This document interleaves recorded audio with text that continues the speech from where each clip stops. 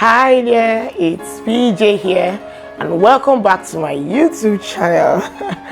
I'm your cheerleader of everything marital bliss.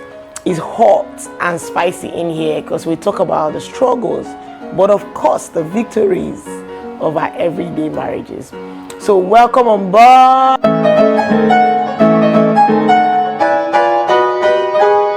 Today we're talking about something very significant, howbeit sensitive, right? Very sensitive but significant. That if you would learn it, it would help you to navigate life. So today I'm talking about how to deal with your life, how to navigate life when you are born out of wedlock. So that's why I tagged you, watch this if you're born out of wedlock or you are poor or you're born out of poverty. I have a first-hand experience of how poverty can make you feel inadequate to life. So you are most of the time deprived, right? There is no television. You're growing up, there's no television. At home, there's no access to basic or quality education. You would remember many times where you were asked to leave school because you couldn't pay your school fees, or you grew up out of wedlock. The person you thought was your aunt, you got to find out after a while that this is your mom, right? And you're devastated and broken. I want to show you ways that you can pick up your life if you find yourself in such a predicament. So I'll just jump right into it, because if you're in that predicament, you already know the story, you already know the features, right? So the first thing I've found out is that, number one, you need to know that there is a high tendency for you to repeat that cycle. So yeah, because foundation is very real. So you have a higher chance to repeat whatever it was that happened to either your mom or your dad, depending on who you're living with or who you grew up to know at the time. And these things are activated, like the high chance of that repetition is activated because of basically two things. Number one, because of offense. So if you're offended at any of your parents, you're offended at your situation, and you're angry that they allowed you to come into this earth, and knowing how exactly things are for you and leaving you devastated, leaving you trying to find life. So sometimes you don't know where you're going. You're grown up, and then you're either in this your mom's house, or maybe your mom now finally is married and her newfound husband doesn't want to have you, and your husband probably your dad probably walked away long time ago when you were in primary school, and you haven't even found him, or maybe you have, but he has his own life. So you're caught in the middle. So you are either relating to grandma, or you don't have a place at all. This is a traumatic situation, honestly. So sometimes grandma is late, and you come for family meeting, and they're deliberating who will take me. You are the one discussed, and they're thinking who will take Chamaka or who will take Jane. So this one is saying, I don't want her, I don't think I can handle her. Or this one is saying, I have a troubled spouse, so they won't allow her come in. Or this other person is saying, let's just leave her in the boarding school. So you are in the midst of that, mayhem.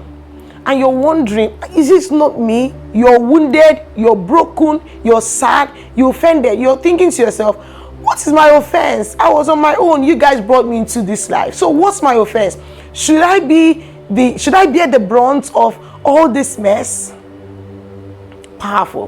While your thoughts are really genuine and legitimate, and I feel you, I also know that can open a portal. Your offense, your grievance, your sadness and animosity can open up a portal for you to repeat that cycle. So what it means is that you may have a child out of wedlock, because it's like you're thrown in the middle of nowhere. So what it now means is that when somebody comes into your life and shows you what seemingly looks like love, you're going to jump right into it.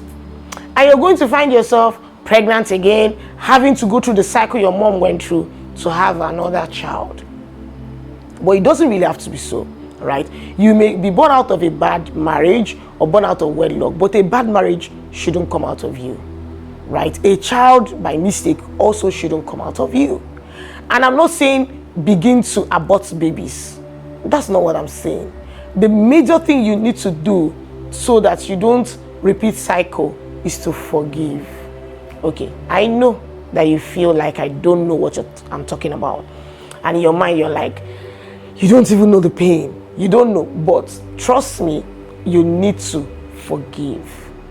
That's number one. You have to know that your parents acted based on their level of understanding. And they are trying to navigate the waters that they found themselves into. So first thing is that you need to forgive. If you don't want to repeat that cycle and have children all around you who don't have, no relationship, no affinity, no whatever, forgive. It's going to be hard, but you have to forgive, understanding that your parents acted based on their level of knowledge, right? So the second thing also that you have to do so that you don't repeat cycle is to study the pattern that you met at home. Study that pattern. You could find that your mom, got into school and started having relationships, living with men, and thought the guy was going to marry her, and then she's here. She probably started dating too early, so she's now at this point. Study that pattern so that you don't work. The devil is not so powerful, he just uses patterns. So that means if your parents went this way, you can decide to go north. If they went south, you go north. Why? So that you don't now go ahead to reproduce that cycle of pain and penury in your family. Very crucial. So how do you go north when it comes to pattern? Because patterns are very strong. So for me, there is a spiritual aspect of it, and then there is boundary aspect, which is the physical aspect. So to get done with this spiritual aspect of it is to get yourself soaked in God. Oh, this one sounds cliche, but that's the practical truth. Get yourself soaked in God so that God will heal you, cleanse your heart, deliver you from pain, soulish pain, right? Soulish wounds that a doctor's scapula cannot permeate. And then set your boundaries. Set your boundaries to say, okay, you know what? I'm not going to get into a relationship until I'm ready to get married, until I'm done with school. You know what? I'm not going to live a wayward life. You know what? I'm not going to be found clubbing. You know what? I'm going to mind my association. So these are the things you check around you to make sure that you don't repeat cycle. Because once you open that portal through offense, through ignorance, you're going to find yourself having even multiple seeds. So the first thing to do is to do what? Not repeat that cycle. Very important. Be careful to not repeat that cycle. The second thing you need to also understand is that you are not a bastard. You are not. No child is. Every child has a father, just that we have irresponsible fathers. So you're not a bastard. You need to say it to yourself so that you are whole. Because if you don't confess this or come to this present identity, you may begin to feel inadequate. You may have a poor self-image of yourself. So you need to see yourself in the light of who God says you are. You are not a bastard. You are not a mistake. You are sent here on assignment. There is a purpose. Your parents may have made mistake, but God did not make a mistake. There is an assignment God has for you, and you have to fulfill that assignment, right? Your parents are the ones that thought you a mistake, but God saw a problem and thought that you are capable of solving that problem. Now, the next one is, I'll tell you, is you have arrived. You are here now. Face your dreams. See, if you keep mourning your situation, you're going to realize that you're 30 and you have not made anything out of your life. And somebody said, I remember one, I think I don't know who mentioned that you can blame your parents until you're 30. At 30, you are now an adult and you can face your dreams and face your life. You have arrived. Welcome to earth. Make a meaning out of your life. Pursue your dreams. Face your reality. People who have parents and living with them are finding things hard, navigating life. So that means you need to work harder. Work harder to get the basic things of life. For instance, if you need to train yourself in school, work harder to train yourself. It's possible to have side hustles, side jobs while you're going to school. So don't go to school and be like other people's children. No, your case is different here because you're trying to match up. It's like someone's coming from -90. You want to get to that equilibrium. So you need to face your dreams, face your brutal facts, face your reality, and work hard. You have to make up your mind and say, no, I have to do something with my life. I can't keep running helter-skelter looking for someone to call home and family.